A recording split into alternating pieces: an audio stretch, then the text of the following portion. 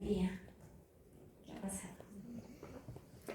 Han tenido clase en otro salón, ¿no? Sí. Ya. Bueno, vamos a empezar. La enterocolitis necrotizante es una emergencia neonatal, ¿no? Es una emergencia desde el punto de vista gastrointestinal, una de las patologías más graves y también relativamente frecuentes en prematuros, sobre todo. Se trata de una necrosis isquémica de la mucosa intestinal. Hay una inflamación severa con invasión de los organismos entéricos, de bacterias entéricas formadoras de gas. Y ese gas diseca la pared intestinal y puede llegar hasta el sistema venoso portal. Es una causa muy importante de morbilidad a largo plazo en sobrevivientes en menores de 1500 gramos, ¿no? Entonces, ¿cómo ocurre esta patología? Es básicamente una necrosis de la pared intestinal que puede ir solo desde la mucosa hasta todo el grosor del intestino, ¿no? Todo el grosor de la pared intestinal. ¿Dónde se localiza con más frecuencia? En el ileón terminal y en el colon, o sea, la parte distal del intestino delgado y el intestino grueso. Pero en casos severos puede estar tomado todo el tracto gastrointestinal. Macroscópicamente, ¿qué se va a observar? Distensión y zonas de hemorragia. También se puede ver colección de gas, ¿no? A nivel de la subserosa en el borde mesentérico y también necrosis gangrenosa en el borde antimesentérico.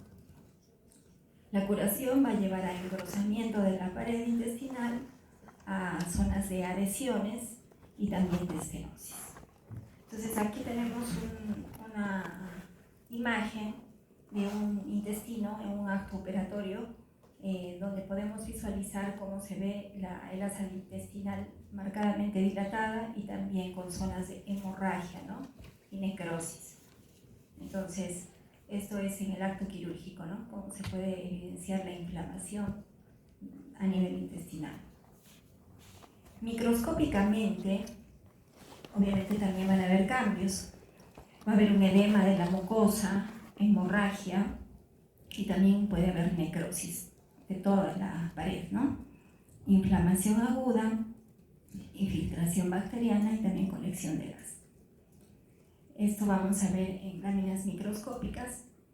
En esta lámina vamos a ver que hay colección, ¿no? De gas en la submucosa, debajo de la mucosa. En esta imagen podemos ver todavía que la mucosa está íntegra, pero que hay gas debajo. En cambio en esta ya vemos que hay una destrucción, una necrosis de toda la pared, de toda la mucosa, la submucosa, y solo queda intacta la serosa.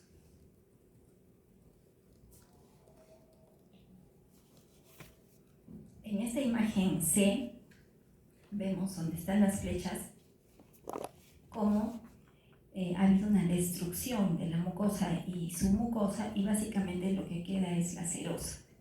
Se ve como una telita de cebolla a través de la cual se puede ver el contenido intestinal, ¿no? Entonces son zonas prácticamente que han quedado denudadas y solo queda la serosa antes de una perforación intestinal. Entonces, esta patología tal vez ya la han escuchado antes, pero es una patología muy grave, ¿no? Muy aparatosa, ¿no? Que puede llevar a la muerte a los pequeños. Es más frecuente en prematuros, como les dije, y de todos los pacientes que tienen enterocolitis, más del 90% son prematuros. La etiología multifactorial. Hay varios factores que se combinan y finalmente dan este resultado. Dentro de todos los factores, los que más destacan son estos. La inmadurez, por eso es que decimos que es más frecuente en prematuros. Inmadurez intestinal y también inmadurez inmunológica. Esto asociado a ciertos factores desencadenantes que vamos a ver a continuación y también a una respuesta hiperinflamatoria propia del prematuro. Entonces, en cuanto a la inmadurez, ¿qué factores de inmadurez nos van a dar mayor susceptibilidad? Primero, que la barrera de mucosa, o sea, de la parte de la mucina intestinal, no está desarrollada en el intestino de un prematuro. También vamos a ver que las uniones entre las células entéricas tampoco están bien desarrolladas, hay pocas uniones. Y todos estos dos factores van a dar lugar a un aumento de la permeabilidad. Es un intestino que fácilmente puede ser penetrado por las bacterias. ¿Qué más? Eso es en cuanto a inmadurez intestinal. En cuanto a inmadurez inmunológica, los prematuros tienen deficiencia de inmunoglobulina A secretoria. Esta inmunoglobulina es muy importante en la defensa a nivel intestinal. Entonces los prematuros tienen escasa. ¿Qué más? Tienen déficit de enzimas mucosales, por ejemplo, pepsinas, proteasas. También tienen déficit de otros factores como las defensinas y lactoferrina, y también un aumento del pH gástrico. Todo eso promueve el sobrecrecimiento bacteriano. Y por último, en esta parte vemos inmadurez también de la motilidad, que significa que el intestino de un prematuro tiene una motilidad menor, lo cual va a condicionar que el tránsito intestinal sea más lento y haya más tiempo de la permanencia de las bacterias en el intestino, ¿no? Y proliferación de estas. Entonces la motilidad es lenta, el vaciamiento gástrico lento, por eso es que los prematuros a veces no toleran la biota y no se les puede dar muy seguido al inicio la leche, hay que darles más espaciado, porque el movimiento de su intestino es más lento, el tránsito es lento y todo eso condiciona mayor proliferación bacteriana. Entonces acá vemos una imagen de lo que hemos explicado, toda la parte de la inmadurez. ¿Inmadurez de qué? Estas que se ven como hilos están representando la mucina. Poco moco, ¿no? Poco moco en la pared, en la mucosa. ¿Qué más? Las uniones entre las células escasas también, casi no hay uniones, o sea, las hacen permeables. ¿Qué más hemos dicho? Eso predispone a que las bacterias fácilmente puedan invadir. Hemos hablado de inmadurez inmunológica, poca inmunoglobulina A secretoria. También pocos factores de defensa, aumento del pH gástrico y lo que decíamos al final, una motilidad disminuida, o sea, aumento del tránsito intestinal, mayor tiempo de tránsito intestinal. Todo eso condiciona sobrecrecimiento bacteriano y que estas bacterias puedan penetrar la pared intestinal. ¿Qué otros factores? Eso es en cuanto a inmadurez. Hemos dicho que también hay factores desencadenantes, otros factores. A la cabeza, la disbiosis microbiana. ¿Qué significa eso? La presencia de bacterias patógenas. Recordemos que hemos dicho que esta patología es más frecuente en prematuros. Y el prematuro tiene, por su misma prematuridad, muchas veces al nacer, para empezar, no va a nacer de parto vaginal. Ya es un factor de riesgo el nacer por cesárea. En segundo lugar, probablemente no va a ir a un contacto piel a piel, porque por su prematuridad probablemente va a pasar de frente a una cuna radiante para ser atendido. De tal manera que va a ser colonizado por bacterias hospitalarias, así, apenas nace. Entonces, todo eso lo va predisponiendo, ¿no?, a una disbiosis microbiana, o sea que va a estar colonizado por bacterias patógenas, porque probablemente por su prematuridad van a ser un hospital, como les digo, no va a tener contacto piel a piel, van a ser por cesárea y va a ser colonizado por la flora hospitalaria. Entonces va a haber una disbiosis microbiana. ¿Qué más? Probablemente, tal vez van a ser por una RPM, por una amenaza de parto prematuro, no sé, o una infección urinaria, algo ha hecho que ese bebé nazca prematuro. Muchas de las causas de la prematuridad son infecciosas, entonces, ¿qué va a haber? También va a haber uso de antibióticos, probablemente, no en todos, Pero todo eso son factores que se van sumando, ¿no? Para aumentar el riesgo. ¿Qué más? Alimentación. Estos bebés, dependiendo de su edad gestacional, van a recibir leche, algunos antes, otros después, pero para que haya una enterocolitis tienen que recibir leche, o sea, tienen que haber tomado alimentación, ¿no? Lactancia. Entonces, la mayor parte digamos, de prematuros que sufren este problema han recibido en algún momento alimentación enteral y más probablemente fórmula, ¿no? Las fórmulas están más asociadas al desarrollo de la enterocolitis que la leche humana. La leche humana en realidad tiene un efecto protector. Entonces, es otro factor que se suma, ¿no? Entonces, muchos tal vez han recibido fórmula y por eso han desarrollado este problema. ¿Qué más? Medicaciones. Hay ciertas medicaciones que los ponen en riesgo. Por ejemplo, el fenobarbital, ¿no? O multivitamínicos. Fórmulas que estamos hablando, ¿no? Fórmulas. ¿Qué hacemos con nuestros prematuros muchas veces? Son bebés pequeñitos que no están ganando peso, que están desnutriéndose por lo mismo que están en UCI muchos días, por lo mismo que no reciben una nutrición desde el inicio por su inmadurez. Y después, como pasan los días, se nos van desnutriendo y ¿qué hacemos? Muchas veces les damos fórmulas que tienen más calorías para ayudarlos a recuperar. Pero no, eso también los pone en riesgo, ¿no? El uso de fórmulas hiperosmolares, que son fórmulas que tienen más calorías de lo normal, de 22, 24, 30 calorías, también los ponen en riesgo para una enterocolitis.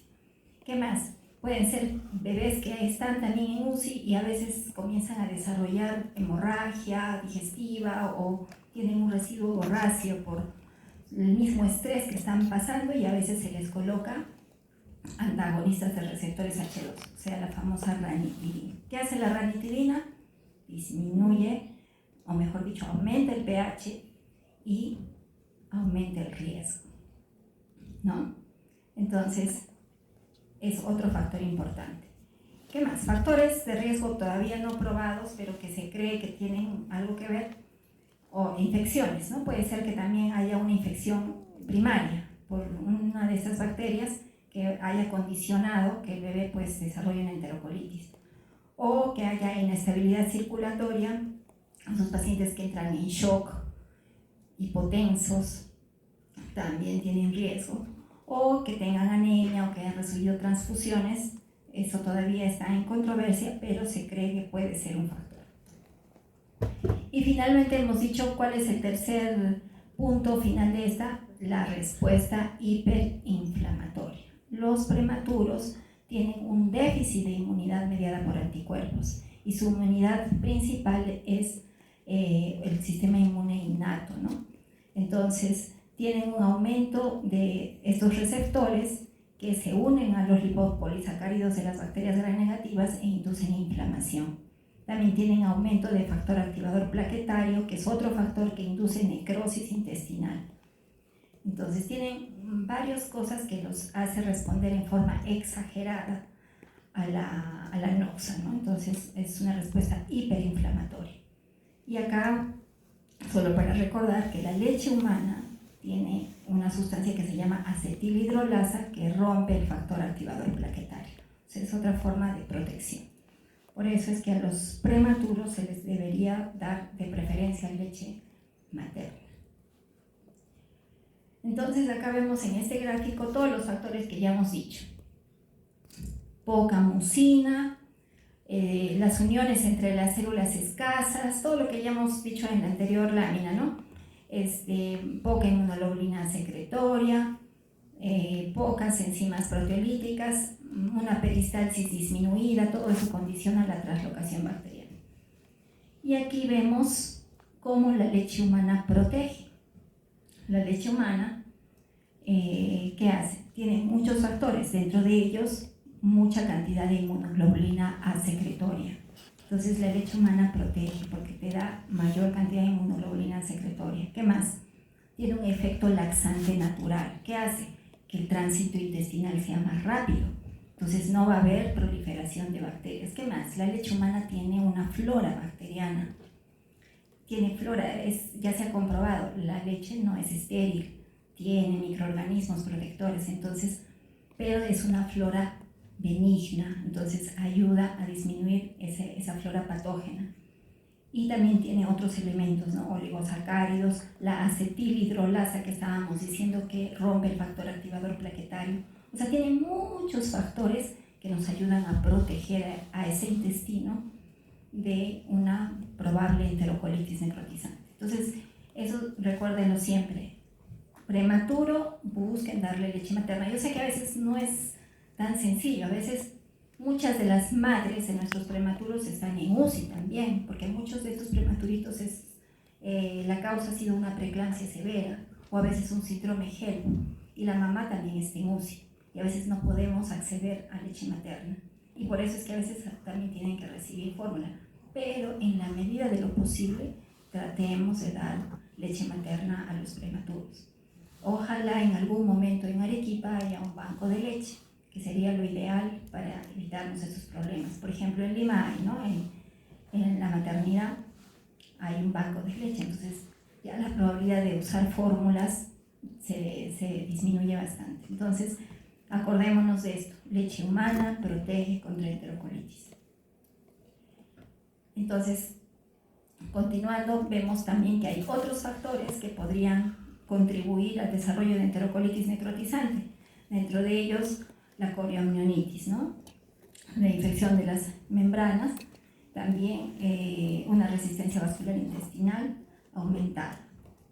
Entonces, aquí vemos otra vez un resumen. En la lámina de acá, en la B, vean todo lo que es normal. Este es el intestino ideal, el intestino que quisiéramos tener, ¿no? O sea, miren acá, el azul, estas son la inmunoglobulina secretoria. Luego, las amarillas son las bacterias comensales, unas bacterias que no sean patógenas. Este de color verde es el moco que debería haber en una cantidad adecuada. Luego vemos las células, todas con sus uniones bien desarrolladas entre ellas que impiden la entrada de bacterias patógenas. Entonces, todo esto es un intestino normal, pero como ya les expliqué, en el prematuro pues no tenemos todas estas condiciones ideales. ¿Y qué va a suceder? Vamos a ver que hay poca inmunoglobulina secretoria, hay pocas bacterias, digamos, que son no patógenas, hay muchas que son patógenas como estas, las uniones entre las células son escasas y aumenta la permeabilidad, ¿no? Y la translocación bacteriana. Entonces, eso asociado a la inmadurez, tanto del sistema inmunológico, de la inmadurez intestinal y de la motilidad y la disbiosis, todo eso va a condicionar necrosis. Entonces, esto acuérdense para que lo tengan siempre presente, ¿no? En un prematuro es muy importante. Entonces, ¿qué sucede? Eso todo lo que hemos dicho es un prematuro. ¿Ya? Ahora, a término, ¿también puede haber una enterocolitis necrotizante? También puede haber. Es poco probable. No se ha visto en muchos casos, pero puede suceder. En estos casos, como el intestino está ya desarrollado, maduro y no hay todos los otros factores que hemos explicado, debe haber otros factores que podrían intervenir. Por ejemplo, cualquier factor que condicione a una hipoxia mesentérica, ¿no? Entonces, podría ser una asfixia perinatal, la policitemia. Recordemos que la policitemia trae un hematocrito elevado, hiperviscosidad y condiciona la formación de trombos a nivel de cualquier parte del cuerpo. Entonces, eso puede condicionar también isquemia, ¿no? En diferentes zonas. A nivel intestinal puede dar lugar a una enterocolitis necrotizante. De hecho, la policitemia es una causa de enterocolitis necrotizante en bebés a término. Y hay que tener mucho cuidado en bebés que tienen frecuentemente policitemia, por ejemplo, los niños con cromosomopatías, como los niños con síndrome Down. De hecho, el año pasado, me parece, hemos tenido un bebé que ha hecho una enterocolitis necrotizante prácticamente fulminante, debido a que era a término, era síndrome Down, pero tuvo policitemia. Nació en un centro de salud, me parece que en Zamácola, le dieron leche, le dieron fórmula, no lo derivaron al hospital inmediatamente, lo derivaron después de 2 días y cuando llegó muy complicado. Entró a sala de operaciones porque tuvo perforación intestinal y todo el intestino estaba necrosado. Ese bebé pronóstico malo, han retirado casi todo el intestino delgado, creo que le queda un poco de colon y bueno, queda como un síndrome intestino corto, ¿no? Entonces, las consecuencias, ¿no?, de esto. Entonces, sí ocurre enterocolitis a término, sí ocurre, pero son bebés que tienen algún factor de riesgo adicional, como les estaba diciendo, ¿no? Policitemia, asfixia o sepsis, shock, cardiopatías congénitas también, ¿no? Pero todos tienen que haber recibido fórmula, o sea, tienen que haber recibido el factor desencadenante, que es la leche no humana. Ese bebé también recibió leche de fórmula, ¿no?, en el centro de salud. Entonces, ¿qué sucede? Ahora vamos a ver la incidencia. En cuanto a la incidencia, hay variabilidad de estadísticas, de casos según los centros de estudio, ¿no? Puede ir desde el 2% hasta el 22%. En el caso de una enterocolitis necrotizante de estadio 1, después vamos a ver cuáles son los estadios, es a veces difícil el diagnóstico y por eso a veces las estadísticas no son tan exactas. Pero cuando ya se trata de un estadio 2 o 3, se dice que la incidencia es de 1 a 3 por cada 1000 recién nacidos vivos. Como les decía al inicio, la mayor parte prematuros. Y no todos los prematuros, sobre todo los que sean menores de 1500 gramos y menores de 32 semanas. Se dice que en prematuros menores de 28 semanas y menores de 1 kilo, la incidencia o el riesgo es 5 veces más. La mortalidad del 15 al 30% en prematuros y sobre todo en prematuros que tengan enterocolitis en estadio 3 es en un 54%. 10% en recién nacidos a término. Ahora, nuevamente, para resumir, factores de riesgo: edad gestacional, menor de 34 semanas, recién nacido de muy bajo peso, menor de 1500, edad corregida de 31 a 36 semanas, en general, alimentación excesiva o volúmenes rápidamente incrementados, sobre todo fórmula, uso de fórmulas hipertónicas, haber nacido de cesárea, ingesta de drogas también es otra causa importante cuando la madre es drogadicta y está asociada sobre todo al uso de cocaína, y embarazo múltiple. Hemorragia materna, RPM, presentación pelviana, bajo peso para la edad gestacional, la policitemia que estábamos hablando, la persistencia del conducto arterioso no tratado y que sea hemodinámicamente significativo, una exsanguíneo transfusión también puede condicionar. Asfixia, shock, ¿no?, son otros factores que pueden estar también asociados. Ahora, el cuadro clínico. Acuérdense, este generalmente es un prematuro que ha estado yendo bien, un prematuro que tal vez ha entrado a UCI, ha estado ventilado, ya está mejorando de su dificultad respiratoria, tal vez ya salió del ventilador, se le ha empezado a dar alimentación, la está tolerando, está yendo aparentemente bien, pero de un momento a otro se nos pone muy mal. Entonces, generalmente, por eso dice, son prematuros, que se los ve saludables, o sea, que tienen una evolución buena y que ya están recibiendo alimentación. Y que de un momento a otro, pues, comienzan a presentar intolerancia, vómitos, distensión abdominal, ¿no? Entonces, en el caso de los prematuros, generalmente no se va a dar una presentación en los primeros días de vida. Generalmente eso va a ocurrir a partir de la segunda semana o tercera semana todavía de vida. O sea, cuando ya el bebé ha salido de su etapa aguda, ya está recibiendo alimentación y ahí es donde surge el problema.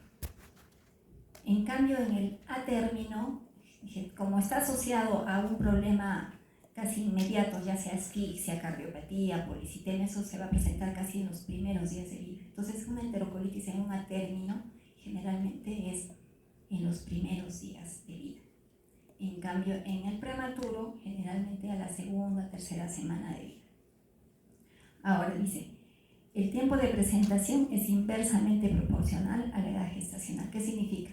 Que el más prematurito va a presentar la enterocolitis más tardíamente y el más grandecito más tempranamente. ¿Por qué será? ¿Por qué creen? ¿Alguien se anima? Porque el más pequeñito probablemente va a recibir alimentación más tardíamente, ¿no? El más pequeñito, por su misma prematuridad, que tal vez es extrema, pesa 600, 700 gramos, probablemente no va a tolerar rápidamente la fórmula o la leche y va a recibir la alimentación tal vez después de una semana o tal vez más. Y hasta que la tolere, tal vez va a pasar más tiempo. Por eso es que la presentación es más tardía. En cambio, el más grandecito probablemente va a recibir alimentación más precozmente.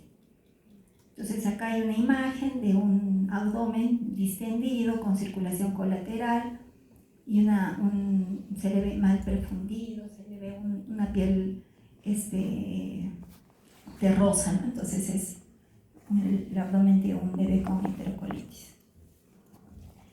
Bien, ¿qué más? Hay síntomas gastrointestinales, distensión abdominal, como hemos visto, intolerancia alimentaria, un vaciamiento gástrico tardío, puede haber vómitos, sangre oculta en heces, un cambio de patrón en las evacuaciones, puede haber una masa abdominal. También hay síntomas sistémicos. Recordemos que esta es una patología muy aparatosa, es una sepsis. Entonces va a haber signos de sepsis.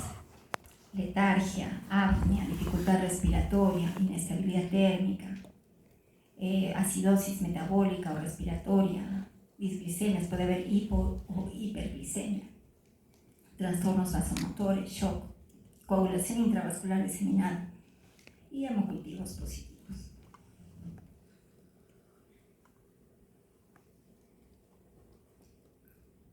Para el diagnóstico, vamos a basarnos en el cuadro clínico que les he dicho, radiología, ecografía, laboratorio y anatomía patológica. Ya hemos visto el cuadro clínico. Ahora, en cuanto a la radiología, es un examen poco sensible y poco específico, sin embargo es lo que tenemos en todos los hospitales, en la mayoría de lugares. Entonces, es el examen que tenemos que usar. No puede ser usado de forma aislada, todo tiene que ser en contexto del cuadro clínico, ¿no? Pero nos ayuda mucho. Entonces, ¿cómo se toma? Es una radiografía simple de abdomen, de pie de preferencia, y también se puede tomar una radiografía de cúbito lateral izquierdo. Esta radiografía se debe hacer en forma seriada, o sea, no es que la tomas una vez y ya. Según la evolución clínica puedes tomarla cada 8 horas, cada 12 horas, cada 24 horas, pero hay que hacerle seguimiento. ¿Qué se va a ver en la radiografía? Asas dilatadas, que puede ser simplemente un ilio-séptico, no necesariamente una enterocolitis, pero también puede ser el inicio de una enterocolitis, entonces asas dilatadas, sobre todo en un estadio inicial. ¿Cuál es el sello que se va a ver? El sello de la enterocolitis, la neumatosis intestinal. ¿Qué es la neumatosis intestinal? Son burbujas en la pared intestinal. Recordemos que hemos dicho que las bacterias producen gas en la submucosa y se va a ver en la radiografía de abdomen. Cuando hay esa neumatosis ya estamos hablando de un estadio más avanzado, un estadio 2 o 3. Ya en un estadio muy avanzado podríamos ver una perforación intestinal, un neumoperitoneo. Pero eso ya es en un estadio muy, muy avanzado. ¿Qué más se puede ver? Asa sentinela, que es una asa intestinal que permanece fija, tanto en la vista AP como en la vista lateral. Y una asa sentinela sugiere necrosis o perforación. Y también se puede ver gas en la vena portal. Entonces aquí vemos, miren, acá no sé si logran ver, aquí hay gas, hay aire en la vena portal. Y en estas imágenes se ve también aire en la pared intestinal. Acá también se puede ver aire. ¿Ven en este lado así? Acá. Se ve, esa es la neumatosis. Acá también una asa fija, ¿no? Dilatada. Y acá miren el famoso neumoperitoneo, ¿no? Ya cuando vemos esto, nos está hablando de una perforación intestinal. Acá también, ¿no? Neumoperitoneo. Ya, entonces eso en cuanto a la radiografía. En cuanto a la ecografía es un examen que ha tomado mucha importancia en los últimos años en neonatología. Antes solo era radiografía, ahora se está haciendo ecografía pulmonar, se está haciendo ecografía intestinal, ecografía cardíaca y nos está ayudando mucho en el diagnóstico. Entonces, a nivel intestinal también nos sirve. La ventaja es que es sensible para detectar colecciones líquidas, pero también la parte del Doppler es un estudio dinámico y nos visualiza el grosor de la pared intestinal, la peristalsis y la perfusión. La desventaja es que no siempre lo tenemos a mano. Las 24 horas al día a veces no siempre se cuenta con eso. Entonces, ¿qué vamos a ver? Cambios en el grosor de la pared intestinal. Un engrosamiento nos habla de inflamación, pero un adelgazamiento nos habla de necrosis. El aumento de la ecogenicidad indica inflamación y aumento de perfusión.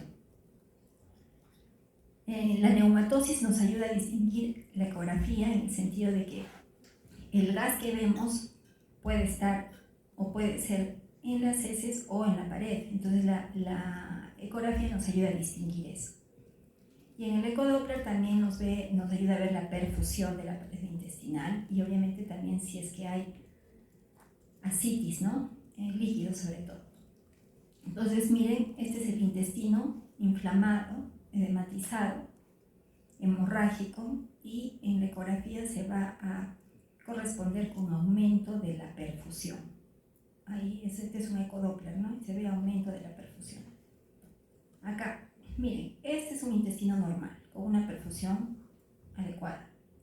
Este es un intestino inflamado, con un aumento del grosor y miren la perfusión en el Doppler también se va a ver mayor. Acá ya la enterocolitis está avanzando, ya no se ve mucha perfusión. Y aquí ya hay un adelgazamiento de la pared, con poca perfusión y aquí ausencia de perfusión. Ya prácticamente una inminencia de perforación, necrosado. Entonces, así nos puede ayudar la ecografía a distinguir. En cuanto al laboratorio, ¿qué vamos a pedir? Recordemos que es una sepsis. Entonces, estos bebés les tengo que pedir radiografía, les tengo que pedir ecografía si es que se puede, pero sí le tengo que pedir un hemograma. ¿Qué voy a ver en el hemograma? Neutropenia. La cantidad de neutrófilos absoluta disminuida, menos de 1500. También trombocitopenia. La cantidad de plaquetas disminuida. La trombocitopenia se correlaciona con la necrosis y la enfermedad severa. Mientras más trombocitopenia, más severa la enfermedad. ¿Qué voy a pedir también? Perfil de coagulación. Recordemos que puede haber coagulación intravascular diseminada. Puede haber alteración del TP, TPT, fibrinógeno disminuido, dímero D elevado. Entonces voy a pedir todo el perfil de coagulación. También voy a pedir perfil bioquímico, un AGA, electrolitos. Va a haber acidosis metabólica, hiponandremia y la glucosa puede estar elevada con hiperglicemia. Cuando hay hiperglicemia, acuérdense, eso nos habla más de sepsis, más que la hipoglicemia, la hiperglicemia, pero también puede haber las dos. Pero en prematuros más hacen hiperglicemia cuando hay sepsis. El AGA también me puede indicar un compromiso respiratorio, un lactato elevado. Entonces, todos esos exámenes los tengo que pedir. Es una sepsis, o sea, no me voy a basar solo en el intestino. Enterocolitis es una sepsis, es una inflamación muy seria, muy severa. ¿Qué más voy a pedir? Cultivos. Si ese paciente entra a sala de operaciones, es intervenido, hay que tomarle un cultivo en sala de operaciones del contenido intestinal. También el examen de heces no es útil, no me ayuda mucho, en realidad. Hay otros marcadores que están en estudio y que en realidad no los tenemos aquí. Así que se los dejo ahí para que los lean, pero realmente no tenemos aquí a la mano este tipo de marcadores. Y aquí les muestro el estadiaje. Estos criterios de Bell, que son antiguos, todavía se toman en cuenta para estadiar la enterocolitis. ¿Ya? Entonces son los estadiajes de enterocolitis, estadio 1, 2 y 3. Y cada uno tiene A y B, o sea, un A que es menos severo y un B que es más severo. Entonces la diferencia en el estadio 1 es que simplemente es como sospecha de enterocolitis. Y puede haber distensión, puede haber vómitos y sangre en heces. En el estadio 1A es sangre oculta en heces, en el estadio 1B es una sangre macroscópica. La radiografía solo me va a mostrar dilatación de gases. En el estadio 2 ya voy a ver neumatosis, de lo que estábamos hablando, que es el sello de la enterocolitis, sobre todo desde el estadio 2A.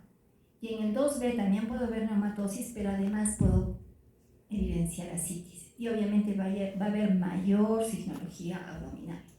En el estadio 3 ya va a haber mayor signología sistémica, porque ya es una sepsis que se está desenvolviendo completamente, está desarrollándose más. Entonces va a haber mayor bradicardia, va a haber inestabilidad térmica, va a haber acidosis.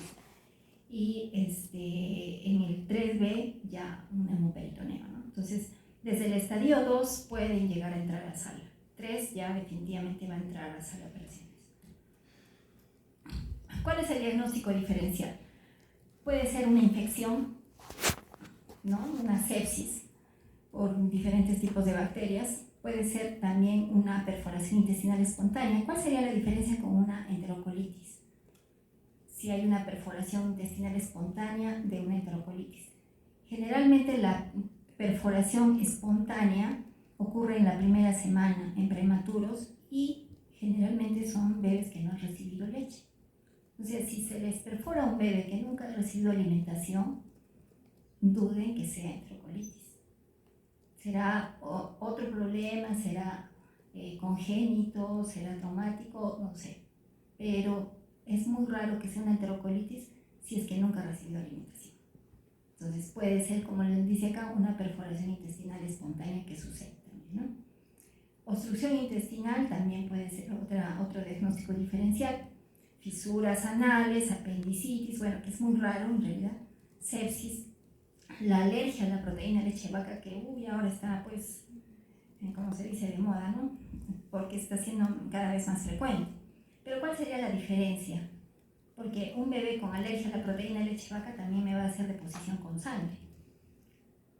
Una de las principales diferencias es que el bebé con alergia a la proteína leche de vaca no tiene un compromiso sistémico, no se le va a ver séptico. Generalmente son bebés que se les ve bien, pero que hacen deposición con sangre. Entonces, eso nos puede ayudar a diferenciar. Y también son bebés pues, que ya han recibido varias veces alimentación, ¿no? Con fórmula. Muy bien. ¿Cuál es el tratamiento? El tratamiento va a depender del estadiaje. Si está en un estadio 1 hasta un estadio 2A, tal vez puede ser un tratamiento médico.